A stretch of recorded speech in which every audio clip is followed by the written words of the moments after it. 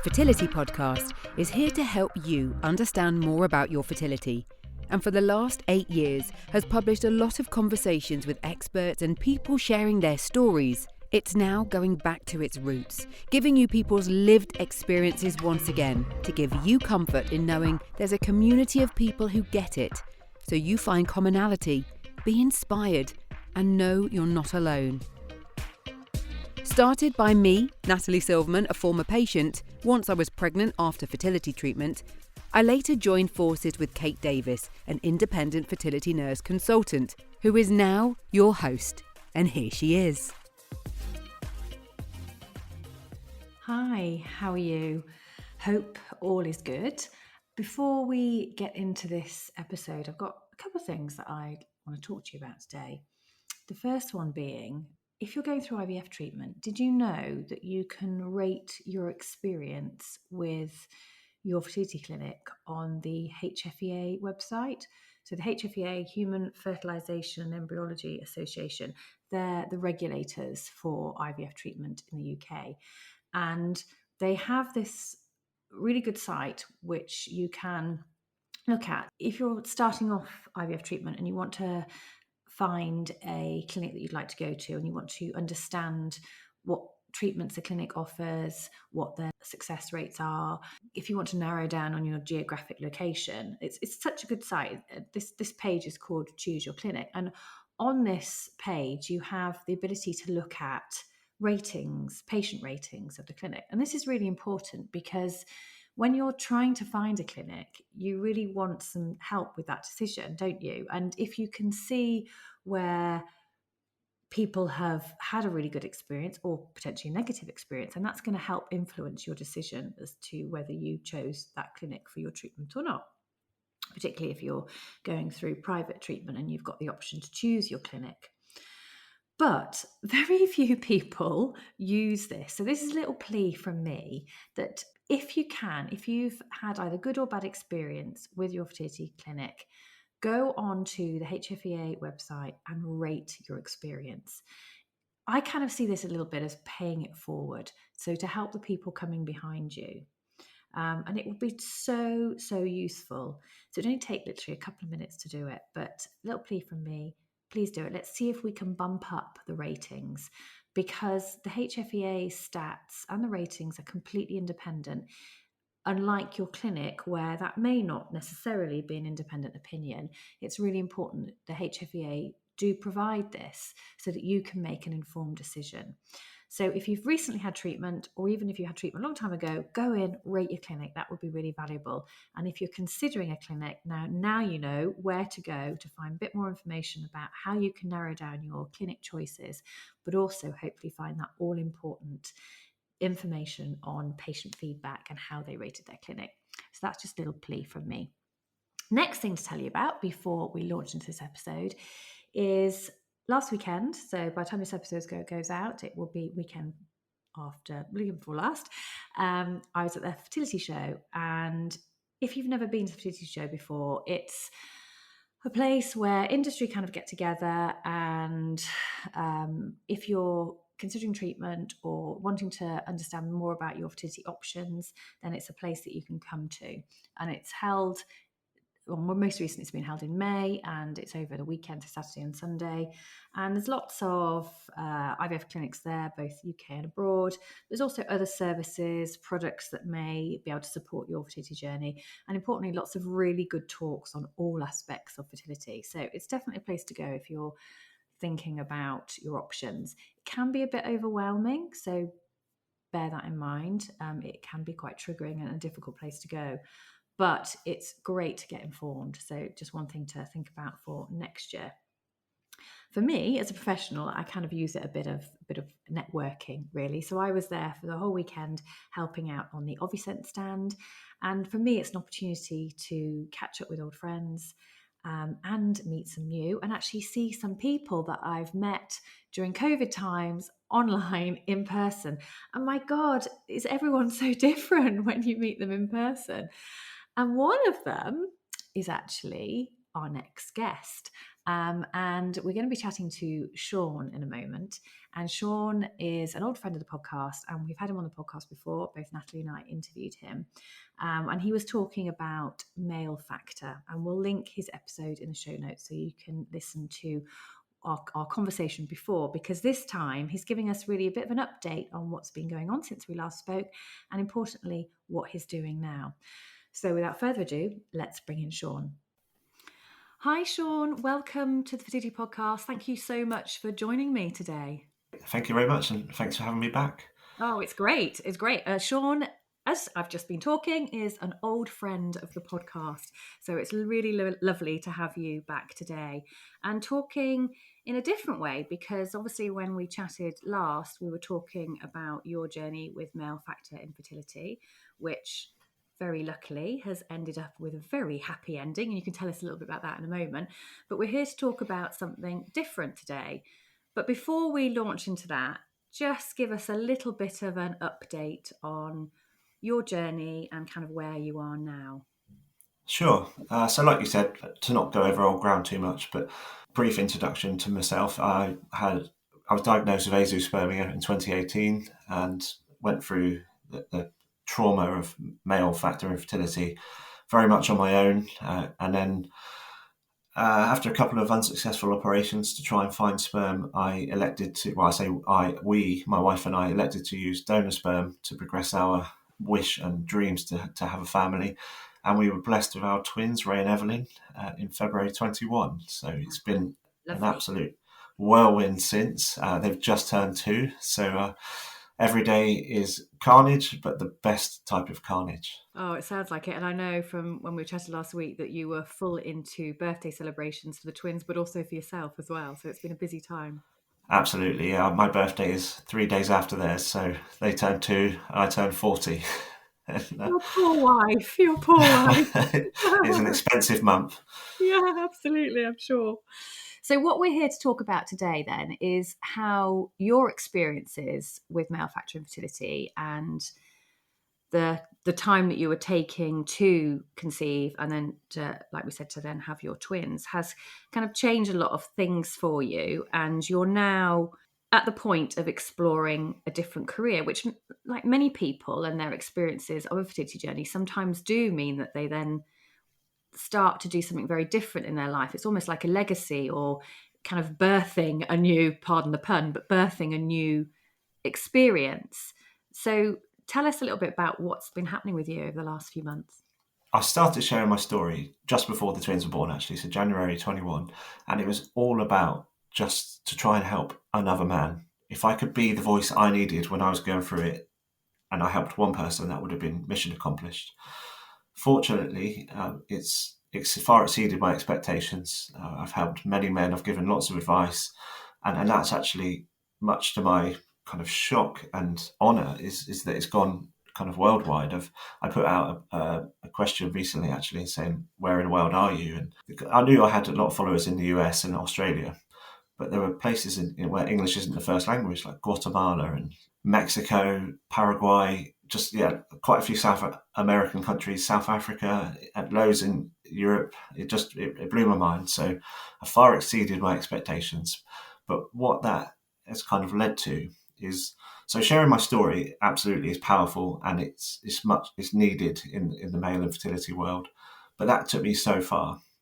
I've started to realise that I was talking to people with kind of different beliefs and values and upbringings and cultures, and what I did to get through it myself kind of may not always be applicable, and obviously people have just different ideas. So I decided to do some training to become a transformational coach. The reason behind that was so that I could help people, no matter who they are, where they're from, and to really just bring a whole new level to the support that I can give men who are experiencing infertility in any respect, or whether it's just fertility issues, and give that help and advice and that empathetic approach. Yeah, absolutely. And what made you feel that this area of male fertility coaching, it needs somebody like you? What is it that kind of made you think this is what I want to do? Having been through it myself, I think quite key, because when I was going through it, first of all, I was looking online for other support groups or men who had been through it. There weren't any. So No. I kind of, that's why I started doing what I was doing. But also I was offered counselling at the clinic that we were using, and just to look through the list, and this is not to take away from people who are so good and so professional at what they do, but I couldn't really identify and resonate with people that were working there because I needed to speak to another man. That's one aspect. And that was speaking to another man was that massively important to you? So would you feel that you couldn't have spoken to a woman, that you needed that understanding from another male? Yeah, I wouldn't say I couldn't have spoken to a woman, but I wanted to speak to a bloke who got it, the kind of damage to ego, to the shame that I was experiencing. So we're kind of told all the time with societal expectations about what we should be as a man, social media and the news and the media at large telling us what we should be doing and who we should be and what we should be providing. And suddenly to have all that stripped away, Yeah. I just needed someone who got it as a man, but then as a man who's been through it themselves, I would have jumped at the chance to speak to me, if that Yeah. makes any sense. It makes total sense. And when you say about damage to ego and the shame, I can really see how important that was to talk to another man who would get that. You know, and I'm not Yeah. saying, like I said, I'm not saying that another woman wouldn't get it, but I think the gravity of it is so huge that I can really see the benefit of talking to another man who goes, do you know what? I get that. I totally get what you're experiencing and how you feel. And that's really powerful, isn't it? Yes. I was like looking at female fertility accounts, and they were helpful to a degree, but we are, as they say, men are from Mars, women are from Venus. We are different, and I was just going through that deeper level of shame, because the fact that there is so many women talking about it and so few men, Mm, that just sums it up, because we just struggle. As we know, men struggle to talk about anything. And thankfully now the conversation with, for example, mental health is starting to really blossom, and that's becoming very kind of well known. And there's a lot of organisations out there, which is great. And hopefully at one point, at one stage in the future, that's where we'll be with male infertility. And that's what I'm trying to help with.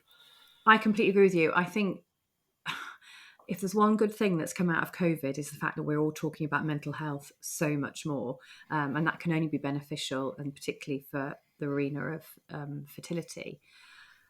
I I kind of when you touched on there about looking at female accounts, fertility accounts, I completely get that. You know, I look at my website and I look at my Instagram, and it is female biased. It is, you know, I do try and to bring male factor into it. But if I look at my website and on the page where I'm talking about fertility coaching and the work that I do with my patients when I'm fertility coaching with them, it is very female. And I've not really had I've not had a man contact me for fertility coaching. I have coached men as part of a couple, and I've seen them together. Then I will always see them separately as well. But I've not ever been approached by a man to coach with me, and that speaks volumes. And that's where I can see that the work that you're going to be doing is going to be so beneficial, because it's going to be totally targeted for the male audience, which is fabulous. And you talked about there about reluctancy for men to kind of seek help or even know where to look for help. Why do you think that men are reluctant? Now, we know that men are they're less likely to talk about any emotional issues. They're less likely to seek help with their health, go and see their GP comparatively to women. So we know that generally. But why do you think that is particularly the way in fertility? Do you think it is partly because fertility is so geared around the woman, and therefore they don't, as you mentioned, don't recognize themselves in any of the literature in the clinics or anything on Instagram or websites? What do you think is the barrier there? Yeah, it is. It comes down to, firstly, as we said, men struggle to open up about anything, and that comes down to quite often pride and ego, like I mentioned. But also, yeah, specifically in the fertility world, you are thrust into this whole new world of all these new scientific words and glossary of terms that you're trying to get your head around. And quite often, even though, for example, in my scenario, it was male factor, but it did feel like all the time it was my wife that was getting talked to. And don't get me wrong, that was because at times I was like clearly shutting down when I was receiving new life-changing news in appointments, and that was probably recognised. Yeah, tell me a bit more about that. It's like I guess a fight or flight thing is getting told this news, and it's almost like I was looking at someone and their mouth was moving, but I was just not hearing anything because my senses were shutting down, and I was just in my head running it through what I was being told, and then just stopping to hear anymore. And they probably see this all the time, I'd imagine, the professionals, and then know that the other party is probably taking a lot more in. And I would often come out of these meetings and then have to ask my wife what had been said. So actually, I started to go in and take notes. I found that brought me back in the room, made me a lot more present. I was digesting the information a lot more. But what I found was prevalent in the fertility world is once all of my investigation and operations had taken place, and that was obviously no sperm was found, so we decided to progress with donor sperm. So then it very much the focus and shift went to my wife with the fertility treatment and the cycles, etc. I felt that I was then at that point just cast aside, but I was dealing with a tremendous amount of guilt that I was putting her through this. Like, for example, during our first cycle, my wife developed ovarian hyperstimulation syndrome, so became very, very ill. And I was like, well, I've put her through this. And I wasn't offered the support. I was offered it prior to when it was me going through it. And also we had the mandatory implications counselling before electing to use donor sperm. But now I felt like a spectator. And that was really, really hard to deal with. Yeah, I can imagine. And like you say, you felt surplus to requirements, but could sit there and see what your wife was going through. That must have been really traumatic. And to not have that support at that time to help you deal with those emotions and that guilt that you felt. And I know, you touched on it a bit there, that when you're going through IVF, and you're going through donor conception, you've got that mandatory counselling. Prior to an IVF cycle, it's just one counselling session. And obviously you had your mandated donor conception counselling. But it doesn't seem enough, does it? And is that part of the reason why as well that you've thought about, because obviously you'd have had the choice. You could have gone, do you know what, I want to be a counsellor, or I want to be a coach. Why that decision? Why making the decision to be a coach as opposed to a counsellor? Yeah, coaching is very much focused on the present and moving forward and setting future goals and strategies and how you're going to live with what you're facing now. And whereas I found with the counselling that we had, it was very backwards facing, asking kind of questions which I didn't have the answers for because I didn't know I was infertile when I was growing up. It was very much a now problem, and it was going to be a decision that would be our future forever, should it work, which we are blessed that it did, because now I'm living always with all the implications that come with having donor conceived children. So I felt that coaching was a good fit. I previously had some career coaching, so I knew what it was about, and it just felt really it's dynamic, it's modern, and it is focused on the here and now, the present, how you're faced with what you're dealing with now, what the problems you've got, and how you move forward with them. Yeah, I completely agree with you. And obviously each discipline has its benefits, but I agree with you. In for fertility, for me, coaching is so beneficial, and to be able to bring back the joy in your life that often you've lost as you're navigating fertility treatments. But as you say, in your situation with donor conception, it didn't stop at your twins being born. You've got the longevity of what it's like having donor conceived children in your family, and how that plays out. At what point do you decide, and at what point, if you do decide, you start talking to your twins about it, and it's there forever, isn't it? To a certain extent. Yeah, and I actually use a coach now to express my feelings and current thoughts and future strategies for that, all aspects that may arise. And certainly one of them will be telling our children about their kind of how they were brought into the world, because that was our decision. There is no right or wrong, but that's certainly what we've decided. And because sometimes things come up that I just need to discuss and talk about and get off my chest, and that is the key, and that's what the crux of it all is sharing and talking. It's just such a powerful thing. It is. Yeah. And we need to do more of it, don't we? Shaun, what do you think men need from coaching? We've talked a little bit about how they don't feel that they're identified in any of their conversations, and therefore they're pushed to the side. We've talked about the fact that actually a fertility journey doesn't stop necessarily at a successful pregnancy or a birth of children, that it can have that longevity. So what else do you think they need from coaching? With the clients that I speak to already, a common theme comes up is that they feel that they've lost a part of themselves and that they're struggling to kind of live a life and find the joy in life. And what I do is work with them to get that back to what they think is happiness, and identifying that actually it hasn't changed who they are at all. And sometimes that means asking some difficult questions and setting strategies as well. And what is always prevalent is that deep down they know the answers themselves, but they've just kind of gone into a shell and almost into complete defense mode, and are struggling to find a way out of it themselves. But by talking and sharing, and again with someone who gets it, I see, even if it's via Zoom, I see them change. I can see them lift and feel lighter. And then I always keep in contact with my clients, and it's just remarkable, like the change that they experience and how they feel, and like just sending me messages every day just saying kind of thank you, and bringing into play some of the things that we've discussed, and as I said, like tools and strategies to cope and to bring back that joy now, rather than thinking when I get this or when I get through this. It's all about now.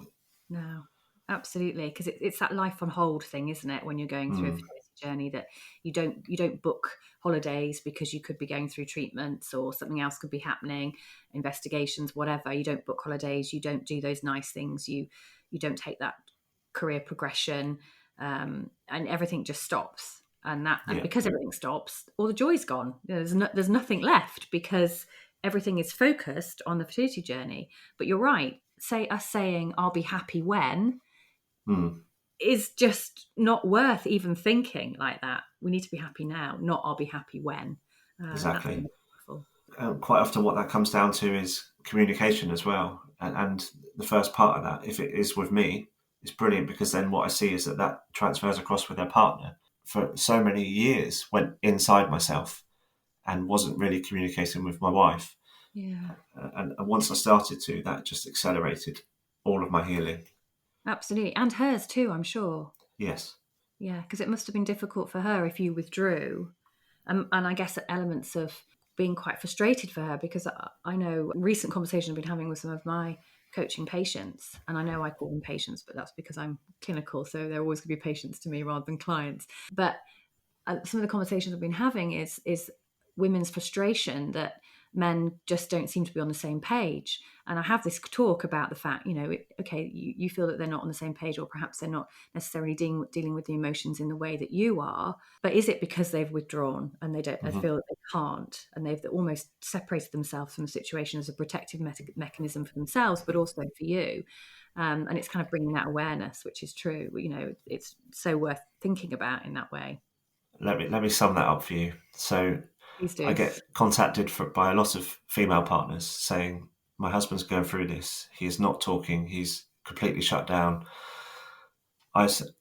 Preferably, I say, can you get them to speak to me? Can you get them to contact me? If I need to, I will make the approach. But I find it's better if they message me.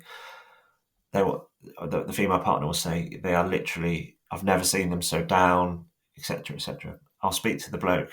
I'll be like, hi, how you doing? They'll be like, all right, mate, yeah, really well, thanks. Like, how are you? That is men. Yes.